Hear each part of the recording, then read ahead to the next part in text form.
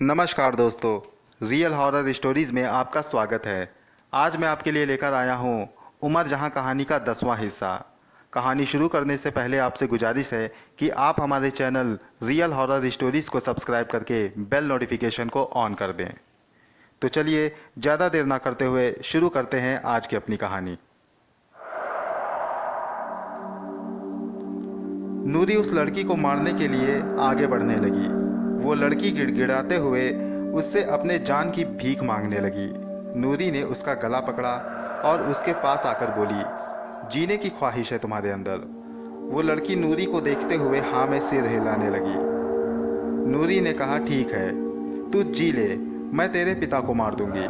इस पर वो लड़की नूरी से कहने लगी, चाहो तो मेरी जान ले लो, लेकिन इन्हें कुछ मत करना। इस पर नूरी ने कहा, मैं तुम दोनों को छोड़ सकती हूँ, लेकिन उसके लिए तुमको मेरा एक काम करना होगा। उस लड़की ने कहा, मैं कुछ भी करूँगी, लेकिन हम लोगों को छोड़ दो। इस पर नूरी ने कहा, सोच ले, अगर तूने मेरा काम नहीं किया तो मैं तेरे बाप को तेरी आंखों के सामने तड़पा कर मारूंगी। इस पर वो लड़की बोली, नहीं ऐसा मत करना, मैं करूंगी काम, बताओ क्या करना है। इस पर नूरी ने उस लड़की से कहा, तुम मुझे बताओ, जिस लड़की के साथ तुम आज मेले में गई थी वो कौन है, और उसके घर का पूरा राज बताओ। इस पर वो लड़की बोली, बताती हूँ, जिसके साथ आज मैं मेले में गई थी उसका नाम आनंदी है। वो हमारे ज़मींदार साहब सुखराम की बेटी है। मेरा नाम रजनी है। हमारे पुरखे ज़मींदार के पुरखों के यहाँ काम करते चले आ रहे हैं। मेरे पिता भी सुखराम साहब के यहाँ काम करते थे, लेकिन बीमारी के चलते वे अब घर पर ही रुकने लगे, तो उनकी जगह मैं सुखराम साहब के यहाँ काम करने जाने लगी। मैं आनंदी के साथ ही रहती हूँ और उनकी देखभाल का काम करती हूँ। इतना कहकर रजनी चुप हो गई। इस पर नूरी ने कहा, चुप क्यों हो गई, आगे बता।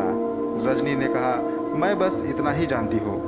नूरी ने रजनी से कहा, तू ऐसे नहीं मानेगी, तेरे पिता को कत्ल करना ही होगा। इस पर रजनी ने कहा, नहीं ऐसा मत करो, मैंने तुम्हें सब बता दिया है। नूरी ने कहा, नहीं तुमने आधी बात बताई है मुझे, पूरी जानकारी दो, उस कोठी में और क्या क्या राज दफन है, मुझे सब बताओ, वरना मैं तुम्हारे पिता को एक झटके में मार दूंगी। इस पर रजनी ने कहा, बताती हूँ, दरअसल सुखराम साहब जमींदार होने के साथ साथ एक बहुत बड़े तांत्रिक भी हैं। उनकी दौलत और ताकत उसी तंत्र विद्या की वजह से है। सुखराम के पिता भी जमींदार थे। उनकी मौत के बाद सुखराम जमींदारी संभाली। उनकी एक पत्नी थी जिनसे उनको 4 औलादें थीं, लेकिन किसी शैतानी श्राप के चलते उनके बेटे एक एक करके मर गए, जिससे वे बहुत उदास रहने लगे। फिर अचानक एक दिन उनकी पत्नी की भी मौत हो गई। इससे सुखराम साहब को बहुत बड़ा झटका लगा। उनका कारोबार भी धीरे धीरे ठप होने लगा था। सुखराम साहब ने बाबाओं और तांत्रिकों की शरण ली, तो उन्हें पता चला कि उनके घर पर किसी बुरे साय का श्राप है। सुखराम साहब ने उस श्राप को खत्म करवाया और भविष्य में ऐसी ताकतों से निपटने के लिए तंत्र विद्या का सहारा ले लिया। वे तंत्र मंत्र की साधनाएं सीखने लगे। उनकी शिक्षा पूरी होने के बाद उनके गुरु ने उन्हें माता की एक मूर्ति दी और उसे अपने घर पर स्थापित करने को कहा, जिससे कोई भी बुरी ताकत उनका कुछ नहीं बिगाड़ पाएगी। सुखराम साहब ने ऐसा ही किया। उसके बाद उनकी तरक्की होने शुरू हो गई। उन्होंने दूसरी शादी की, जिससे उनको एक बेटी हुई। ये आनंदी वही बेटी है।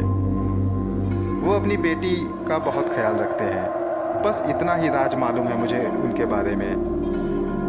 नूरी समझ गई कि आखिर वो कोठी के अंदर क्यों नहीं जा पा रही थी। माता की शक्ति उसे अंदर जाने से रोक रही थी, लेकिन उसे किसी भी कीमत पर आनंदी चाहिए थी। इसलिए उसने रजनी से कहा, तू मेरा ये काम करेगी। रजनी ने कहा, क्या? इस पर नूरी ने कहा, तुझे आनंदी को मेरे पास लाना होगा। रजनी ने कहा, ये कैसे हो सकता है? इस पर नूरी ने कहा, कैसे भी करो मैं नहीं जानती, लेकिन तुम्हें आनंदी को अपने साथ लाना होगा, वरना तुम जानती हो कि तुम्हारे पिता का क्या हश्र करूंगी मैं। देख रजनी, मुझे तुझसे कोई दुश्मनी नहीं है, मैं सिर्फ आनंदी के लिए यहाँ पर आई हूँ। कैसे भी करके मुझे आनंदी ला कर दे। रजनी सोच में पड़ गई कि आखिर वो क्या करे। अगर वो आनंदी को लाती है तो ये चुड़ैल उसे मार देगी, और अगर नहीं लाती है तो ये चुड़ैल उसके पिता को मार देगी। वो काफ़ी देर कश्मकश में रही। फिर उसने आनंदी को लाने का फैसला कर दिया। उसने नूरी से कहा, मैं सुबह जाकर आनंदी को आपके पास ले आऊँगी। इस पर नूरी ने कहा, तब तक मैं तुम्हारे बाप के इर्द गिर्द रहूँगी। याद रखना, कोई चालाकी करने की कोशिश की तो तुम्हारे बाप को मैं हलाक करूँगी। नूरी और रजनी रात बीतने का इंतजार करने लगी। रजनी इस आफत से जल्द छुटकारा पाना चाहती थी। रात बीत गई और सूरज की ललिमा ने फिजाओं में तैरना शुरू कर दिया। नूरी ने कहा, अब तुम्हारे जाने का वक्त हो गया है। रजनी ने कहा, हाँ मैं जा रही हूँ। इतना कहकर रजनी वहाँ से उठकर कोठी की ओर निकल पड़ी। कोठी जाकर वो सीधा आनंदी के कमरे में गई। आनंदी सुबह के चाय की चुस्की ले रही थी। उसने रजनी को देखा तो उससे कहा, आओ रजनी, तुम भी चाय पी लो। रजनी चुपचाप जाकर पास पर पड़े हुए पलंग पर बैठ गई। आनंदी ने देखा कि रजनी काफ़ी गुमसुम सी है। उसने कहा, क्या हुआ रजनी, तुम्हारी तबीयत तो ठीक है ना? लगता है तुम रात भर सोई नहीं। तुम्हारी आंखें बता रही हैं कि तुम रात भर जगी हो। इस पर रजनी ने कहा, नहीं ऐसी कोई बात नहीं है, बस पिताजी का ख्याल आता रहता है, उन्हीं की वजह से रात में बीच बीच में उठना पड़ता है।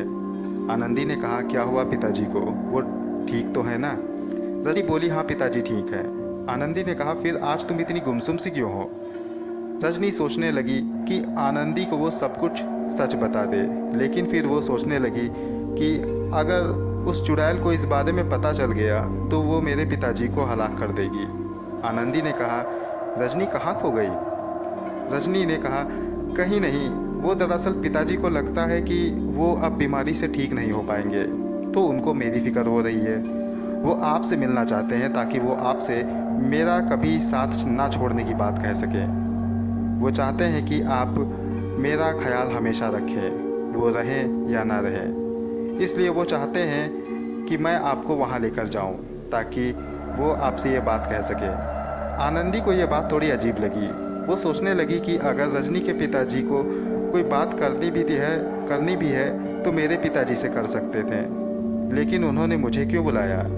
फिर आनंदी ने सोचा, हो सकता है कि वो पिताजी को बुलाने में संकोच कर रहे हों, इसलिए उन्होंने मुझे बुलाया।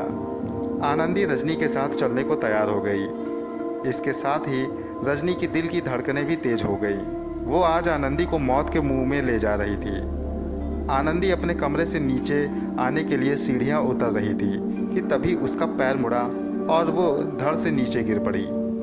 सभी लोगों ने दौड़कर उसको उठाया और उसे उसके पलंग पर जाकर लिटा दिया। उसके पैर में काफ़ी तेज दर्द हो रही थी। वो दर्द के मारे जोरों से कराह रही थी। सब लोग आनंदी के इर्द गिर्द खड़े थे। सुखन भी आनंदी के पास पहुंच गया। उसने देखा कि आनंदी के पैरों में सूजन हो रही थी। उसे अपनी बेटी की फिक्र होने लगी। उसने कहा, जल्दी से किसी अच्छे डॉक्टर या वैद्य हकीम को बुलाओ। फिर तुरंत ही पास के कस्बे से एक डॉक्टर को बुलाया गया। उसने आनंदी के पैर को देखा और फिर कुछ दवाइयाँ दी और कहा, देखिए इन्हें ठीक होने में काफ़ी समय लग सकता है, क्योंकि इनके पैर की हड्डी थोड़ा सा अपनी जगह से खिसक चुकी है। ये मान लीजिए कि इनको ठीक होने में 1 साल का समय लग सकता है। उन दिनों मेडिकल साइंस ने बहुत ज़्यादा तरक्की नहीं की थी। अपनी बात कहकर डॉक्टर वहाँ से चले गए। सुखराम को अपनी बेटी की चिंता होने लगी। उसने कहा, क्या मेरी बेटी 1 साल तक इसी पीड़ा में रहेगी?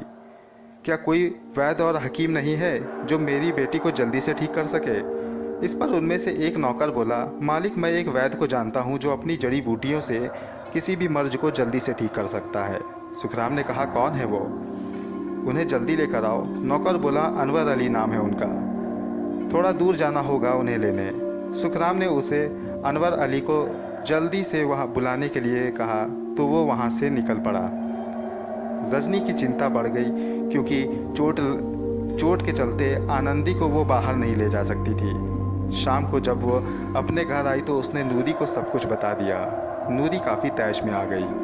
वो जल्द से जल्द आनंदी की रूह को कब्ज करना चाहती थी। उसने रजनी से कहा, तुम एक काम करो, कल किसी भी तरह से उस वैद्य को कोठी जाने से पहले यहाँ लेकर आना। उसके बाद सारा काम अपने आप हो जाएगा। रजनी ये सब करना नहीं चाहती थी, लेकिन वो मजबूर थी। दूसरे दिन सुबह कोठी ना जाकर वहाँ जाने वाले रास्ते पर वो खड़ी हो गई। वो वैद का इंतजार करने लगी। कुछ देर के बाद उसने एक तांगा आते देखा। तांगे में अनवर अली और उनका मुलाजिम दलवीर था। साथ ही में सुखराम का नौकर अपने घोड़े पर सवार चला आ रहा था। रजनी ने सामने आकर तांगा रोकने का इशारा किया। दलवीर ने झट से तांगा रोक दिया। सुखराम के नौकर ने उसे देखा और कहा, तुम यहाँ क्या कर रही हो? तुम्हें तो कोठी में होना चाहिए। इस पर रजनी ने कहा, मैं ये बताने आई हूँ कि सुखराम साहब एक पूजा कर रहे हैं आनंदी के लिए, इसलिए वो उसे मेरे घर लेकर आए हैं। क्योंकि वो पूजा कोठी से दूर करनी थी, इसलिए मुझे यहाँ भेजा है। वे चाहते हैं कि आनंदी का इलाज वहीं हो मेरे घर पर, इसलिए आप लोग मेरे साथ मेरे घर चलिए। रजनी की बात मानकर वो सब उसी के घर की ओर चल दिए। वे सब जब रजनी के घर पहुंच गए, रजनी ने उन सबको अंदर बुलाया। वो लोग रजनी के घर के अंदर आ गए। सुखराम के मुलाजिम ने कहा, सेठ जी कहाँ है? और आनंदी जी भी नहीं दिख रही हैं। रजनी ने इस बात का कोई जवाब नहीं दिया। उसकी आंखों में आंसू भर आए। सुखराम के मुलाजिम ने कहा, क्या हुआ रजनी, रो क्यों रही हो तुम?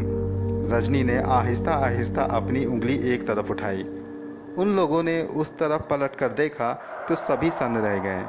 उनके सामने भयानक शक्ल वाली लंबी चौड़ी नूरी खड़ी थी। नूरी को देखते ही सभी खौफजदा हो गए। अनवर अली और नूरी ने तो एक दूसरे को पहचान लिया। सुखराम का मुलाजिम डरकर वहां से भागने लगा कि तभी नूरी ने उसकी तरफ अपना हाथ बढ़ाया और देखते ही देखते मुलाजिम को पुरस्कार ढंग से आग लग गई। वो जलकर वहीं राख हो गया। ये सब देखकर रजनी चीख पड़ी और वो बेहोश होकर वहीं गिर गई। नूरी ने बिना देर किए हुए दलवीर को दबोच लिया और अनवर अली से बोली, कोई भी चालाकी मत करना तुम, वरना मैं तेरे नौकर को मौत के घाट उतार दूंगी। मुझे पता है तेरे पास एक पुरस्कार लड़की है जिसमें बेमिसाल ताकतें हैं। अगर तूने उसकी मदद लेने की कोशिश की तो मैं इनसे मार दूंगी। अनवर अली ने कहा, नहीं ऐसा मत करो, तुम आखिर चाहती क्या हो? बोली, तुम जिस काम से यहाँ पर आए हो वो काम करो, लेकिन कोठी जाकर उस लड़की को इलाज के बहाने कोठी से बाहर निकालकर यहाँ लेकर आना। कोठी यहाँ से थोड़ी सी दूर जाकर बाईं ओर पड़ेगी और ये लड़की रजनी तुम्हें वहाँ तक पहुँचा देगी। अनवर अली बेबस थे। उन्हें दलवीर की जान की परवाह हो रही थी। उन्होंने रजनी को जगाया और उसको अपने साथ कोठी चलने को कहा। वो कोठी चलने को तैयार हो गई। वो दोनों कोठी की ओर चल दिए। रास्ते में रजनी ने अनवर अली से कहा, दादाजी क्या हम कोई रास्ता नहीं निकाल सकते इस डायन से बचने के लिए? अनवर अली उसके सामने उमर जहाँ का जिक्र नहीं करना चाहते थे, इसलिए उन्होंने बस इतना कहा कि बेटा मुझे कुछ नहीं समझ आ रहा है कि मैं क्या करूं। इस पर रजनी ने कहा, अगर मैं सुखराम साहब को बताती हूं तो सुखराम साहब आनंदी को कड़ी सुरक्षा में रख देंगे। इससे वो चुड़ैल मेरे पिताजी को मार देगी। अब किसी तरह उन लोगों को नूरी के चंगुल से बचाना ही था। ये सोचकर अनवर अली ने अचानक तांगा रोक दिया। वो रजनी को वहीं बैठने को बोलकर थोड़ी दूर झाड़ियों में चले गए। उन्होंने रजनी से कहा कि उन्हें कुछ जड़ी बूटियां दिखाई दी हैं, वो उन्हें तोड़ने जा रहे हैं। रजनी ने साथ चलने को कहा तो अनवर अली ने उसे ये कहकर मना कर दिया कि उन जड़ी बूटियों को तोड़ने के लिए एक ख़ास तरीका होता है जो सब लोग नहीं जानते। रजनी ने अनवर अली की बात मान ली। अनवर अली तो बस रजनी से थोड़ा दूर जाना चाहते थे। थोड़ी दूर जाकर उन्होंने उमर जहाँ को याद करना शुरू कर दिया। उमर जहाँ घर पर खाना बना रही थी और बाकी लोग घर के दूसरे कामों में व्यस्त थे। उमर जहाँ को एहसास हुआ कि अनवर अली ने उन्हें याद किया है। वो पलक झपकते ही वहाँ से गायब होकर अनवर अली के सामने आ गई। जी कहिए, क्यों याद किया आपने? अनवर अली ने देखा उमर जहाँ उसके सामने थी। उन्होंने उमर जहाँ को सारी बातें बता दी। उमर जहाँ ने कहा, आप चिंता ना करें, मेरे पास एक तरकीब है। इससे मेरे बारे में किसी को कुछ पता भी नहीं चलेगा और नूरी का खात्मा भी हो जाएगा। आप बस तांगा आगे बढ़ाते रहिए, आगे आपको मैं मिलूंगी एक अनजान लड़की बनकर। अनवर अली वापस आ गए। रजनी ने उनसे कहा, आप जड़ी बूटी नहीं लाए? वो उस जड़ी बूटी के पत्ते कुछ सूख गए हैं इसलिए नहीं लाया। इतना कहकर अनवर अली ने तांगा आगे बढ़ाया। थोड़ी दूर जाकर उन्होंने देखा कि एक लड़की हाथ हिलाते हुए तांगा रोकने का इशारा कर रही है। अनवर अली ने तांगा रोक दिया। उस लड़की को देखकर रजनी को अपनी आंखों पर भरोसा नहीं हुआ। वो लड़की हूबहू आनंदी जैसी लग रही थी। वो लड़की तांगे के करीब आकर बोली, मुझे थोड़ा आगे गांव तक छोड़ दीजिए। अनवर अली से रजनी ने कहा, ये तो हूबहू आनंदी की तरह लग रही है दादाजी। अनवर अली ये समझ गए थे कि वो उमर जहाँ है, लेकिन उन्होंने अनजान बनते हुए रजनी से कहा, क्या ये सच में आनंदी ऐसी ही दिखती है? अगर ऐसा है तो हो सकता है कि हमें कोई मदद मिल जाए। रजनी ने कहा, हाँ, कोशिश करके देखते हैं। अनवर अली ने उस लड़की से कहा, आप कौन हैं और कहाँ जाना चाहती हैं? इस पर वो लड़की बोली, मैं जादूगर हूँ और जादूगरों के कबीले से ताल्लुक़ रखती हूँ। अपने जादू से लोगों का मनोरंजन करती हूँ। ज़रूरत पड़ने पर बुरी रूहों से लोगों को छुटकारा भी दिलवाती हूँ। ये सुनकर अनवर अली को ताजुब ना हुआ। वो जानते थे कि वो तो उमर जहाँ ही है, लेकिन रजनी को तो जैसे कोई फरिश्ता मिल गया हो। अनवर अली ने कहा कि हम तुम्हें तुम्हारी मंजिल तक छोड़ देंगे और पैसे भी देंगे, लेकिन तुम्हें हमारा एक काम करना होगा। इस पर उसने कहा, बोलिए क्या काम करना है? अनवर अली ने रजनी की ओर इशारा किया तो रजनी ने उसे सब कुछ बता दिया। हालांकि उमर जहाँ ये सब पहले से जानती थी, लेकिन रजनी को उमर जहाँ की सच्चाई नहीं पता थी। वो उसे इन सब बातों से बेखबर समझ रही थी। इसलिए रजनी ने उसे सारी बातें दिलचस्पी से बता दी और उसे वहाँ आनंदी बनकर चलने को कहा, ताकि वो वहाँ पहुँचकर अपने जादू से नूरी से उन लोगों का छुटकारा दिला सके। उमर जहाँ उनकी बात मान गई और उसके घर चलने को राजी हो गई। अनवर अली ने तांगा घुमाया और रजनी के घर की ओर चल दिए। रजनी ने उस लड़की से कहा, क्या आप चुड़ैल का सामना कर पाएंगी? इस पर उस लड़की ने कहा, चुड़ैल का मुकाबला कर पाऊँ या ना कर पाऊँ, लेकिन आपके पिता और दादाजी के मुलाजिम को उस चुड़ैल से ज़रूर बचा लूँगी। वे लोग रजनी के घर की ओर बढ़ने लगे। अब देखना यह है कि क्या नूरी उमर जहाँ को पहचान पाएगी। इस कोशिश का अंजाम सबकी जान बचाएगा या फिर कोई नई मुसीबत लेकर आएगा। ये सब जानने के लिए सुने कहानी का अगला भाग, जो मैं जल्द आपकी खिदमत में लेकर आऊँगा। कहानी आपको कैसी लगी हमें कमेंट बॉक्स में लिखकर ज़रूर बताएं। मिलता हूँ अगली बार, तब तक के लिए गुड बाय।